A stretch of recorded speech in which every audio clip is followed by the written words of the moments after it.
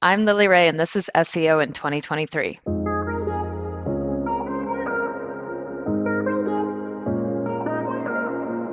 Lily, what's your number one SEO tip for 2023? So I think this year it's going to be especially important to think beyond the 10 blue links. Google continues to innovate with different SERP features, different rich results, new types of accordions and thumbnails and carousels, and all types of different SERP features that are kind of changing the landscape of organic search. So if you're not expanding into new formats to take advantage of what Google's doing with images and video, and even thinking about other search engines like TikTok, you might be left behind. So, what does that mean in terms of tracking your SEO success? Because surely it makes it trickier to use traditional SEO platforms that perhaps just measure things like keyword rankings. Are these software tools getting better at incorporating perhaps other search engines like TikTok, as you say, or YouTube into the results they produce and incorporating things like image results and what it means? Or do you have to look in other places to see how you're doing with that? Yeah, that's a great question. I can't think of a tool that comes to top of mind in terms of like capturing a brand's entire organic presence in the search results across a bunch of different, search engines and social media platforms and everything. So I think that's an absolute, big opportunity for the analytics tools to think about. But there's different ways that you can piece things together, both in terms of like how your site is ranking across maybe different sites that you own or different social media properties. And then you can kind of cross-reference that with different analytics tools that you use. And then, of course, within Google Search Console, you have a lot of different reporting features that you can look at as well. So, I mean, as an SEO that's traditionally focused on driving direct traffic to your site and hopefully traffic that converts and measuring the value of traffic based upon, I guess, the percentage that takes some kind of next step or makes a transaction on your website, that's not as likely to happen from other searches. So how do you measure the benefit of appearing high in rankings in other search engines?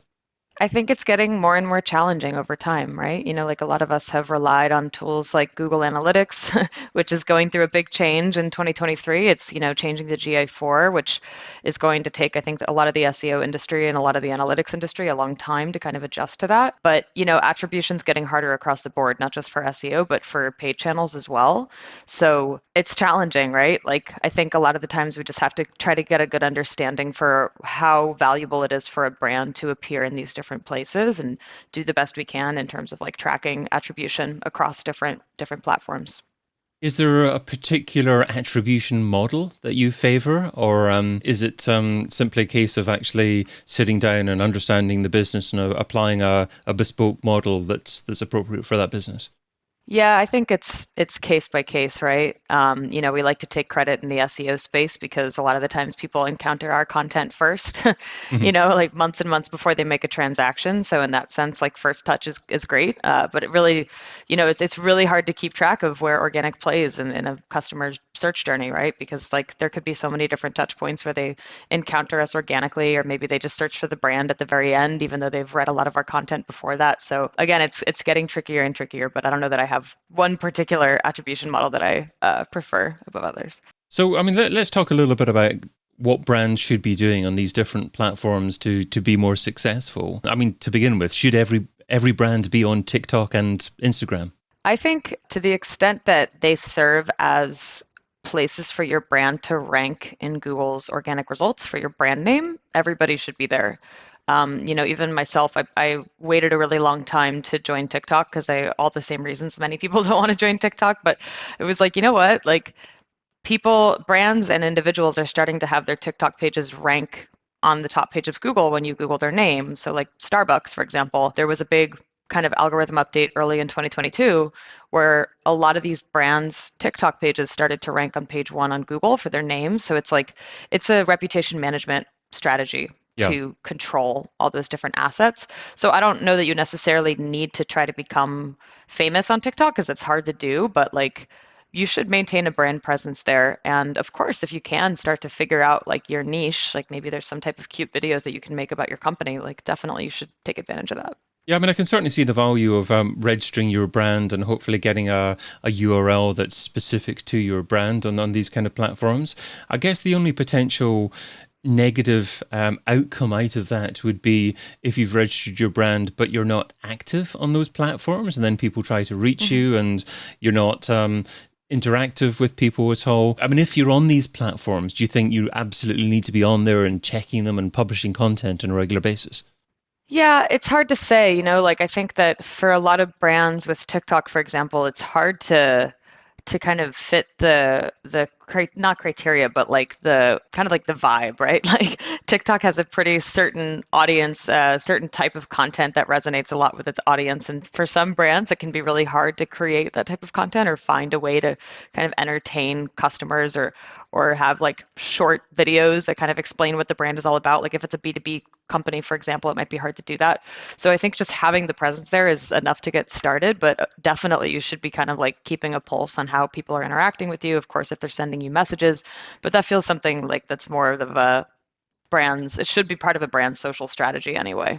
Yeah, absolutely. And as you alluded to, there are lots of other search engines out there. There's places like Apple Podcasts as well. That if you're doing a podcast on a regular basis, then hopefully you can start to rise to the top of that for relevant keyword phrases in relation to your business. And it's not at the moment, as long as you're publishing content on a regular basis and you're not attempting to target highly short tail keyword phrases, high volume keyword phrases, then it should be easier than Google to start bringing at least eyeballs to your brand's activities on these kind of platforms. Would you concur with that?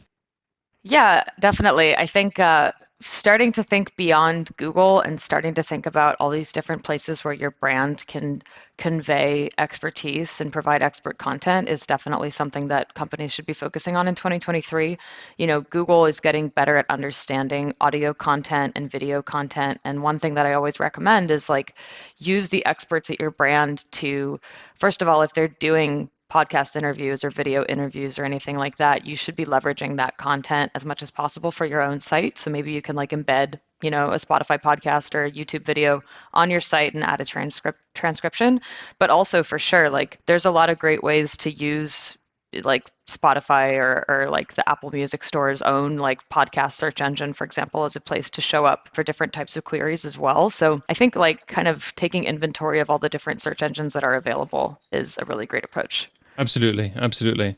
And I think it's important to have other platforms in mind when you're creating the content as well. So, as you're perhaps recording a podcast or a video show at the same time, then think about some soundbite that you could say or some question that you could ask a guest that is likely to be appealing on social media. And then you've got that section that you can share on LinkedIn or Twitter afterwards. I think a lot of brands are guilty of perhaps just producing a piece of content and then just sharing that piece of content, or not really having multiple platforms really in mind at the same time. Yeah, again, like the transcription capabilities that a lot of these tools have, including, of course, Google and YouTube. Google is now serving up both audio and video content as an actual search result, like answer to a question, if they found the answer to a question within the podcast or the interview. So like sometimes you'll see with YouTube videos, like you might ask how to pronounce something or whatever, and Google can actually jump to the middle of a YouTube video where it says, this is how you pronounce this word. And it's like they're getting better at understanding, the text that's within a video and audio file. So I think like the more that you can do to like think about the actual content quality within the interview is going to be really helpful. Yeah, definitely, definitely. And maybe do some proper keyword research on people also ask type content and incorporate those questions as part of an interview. And then you've got answers that you can perhaps transcribe and publish as a blog post as well. I think there's so much that you can do strategically if you really plan the content out properly beforehand. Totally. Yeah, it's a great idea. I think structuring questions and answers in a way that people search is always a best practice, both in text as well as audio. Superb. Okay. What are your thoughts on then where this content sits into the overall content marketing strategy? Because say a business has a fairly long sales cycle, there's different types of content that is more likely to resonate with them at different stages. So where does something like maybe a TikTok video or a podcast episode or some social media post sit into that overarching content strategy? Yeah, I tend to recommend this type of approach for any business that's focusing on like leveraging in-house experts as part of their content strategy. So like if your expert knows something about a given topic and they're able to go share that knowledge with the world, whether it be through podcast interviews or video interviews, I think that's a great way to like show Google that you have in-house experts that are able to share content across these different platforms. Like a lot of the times Google might show a YouTube video result for a given search query. So just having your experts like in all those places is really important. As far as TikTok goes, like I kind of feel like it's a different team or a different area of expertise than like traditional search marketing. Like for example, my agency, we have TikTok capabilities to social media people that are making TikTok videos. We also have like a video production team that's making TikTok videos. Like that's not SEO to me. Like, of course, it's a search engine and there's ways to tag it properly for SEO, but like it's more about creative capabilities and finding a hook and, type of video format that really resonates with people. So it's interesting that you say, yeah, I mean, perhaps tongue in cheek, that's not really SEO, or that's more creative kind of stuff. Do you think SEOs in the future will have to be completely aware of other search engines, or will it still be reasonable as an SEO to focus on, for example, highly technical SEO and more traditional SEO? I think that SEO is becoming more fractured in a way. Like I think that the skill set that's required to do SEO well, like for example, my team is 30 plus people and we have people doing local, people doing technical, people doing content. And like you should probably know a lot of all those things as an SEO specialist, but I think that the depth of expertise that people have in different areas, it's really important to hone in on like what you're good at because there's so much knowledge and it's hard to be an expert at everything. Mm-hmm, mm-hmm. How do you decide on what you're good at? I mean, should you be trying everything to begin with, or should you just know your personality and focus in on one thing to begin with, or is it good to be a journalist first of all? I think that it becomes clear the longer you do SEO, like what you're good at and what you enjoy doing. Like we have certain people on my team that love local SEO. Like they're obsessed with Google Business Profile. So it's like they should spend their time getting to know local as well as possible. So when we have local clients, they can specialize on that. And then of course we have technical people who have like an IT and coding background. Like that's their thing. They don't love doing content optimization as much. So like, not to say that every SEO has to find their area of expertise, but I think if you do have something that you really love, like go down that track just because you'll probably see better results that way. So you've shared what SEO should be doing in 2023. Now let's talk about what SEOs shouldn't be doing. So what's something that's seductive in terms of time, but ultimately counterproductive, something that SEOs shouldn't be doing in 2023? I think that 2022 showed that Google is becoming a lot more strict in terms of both fighting spam, but also like content strategies that SEOs might not consider to be spam, but kind of are. Like, a lot of auto generation, a lot of like kind of gray hat automated SEO strategies that used to work really well and Google's cracking down on with like the core updates and the helpful content update and everything. Google's very focused on EAT now. They're very focused on reducing thin, duplicate, low quality content. So I think a lot of sites over the years have tried to take shortcuts with their content strategies and maybe rely too much on AI to the point where the content doesn't make sense. But that those types of strategies are going to work less well over time for sure. Lily Ray is Senior Director SEO and Head of Organic Research at Amsiv Digital, and you can find her over at lilyray.nyc. Lily, thanks so much for being part of SEO in 2023. Get your copy of SEO in 2023, the book, over at seoin2023.com.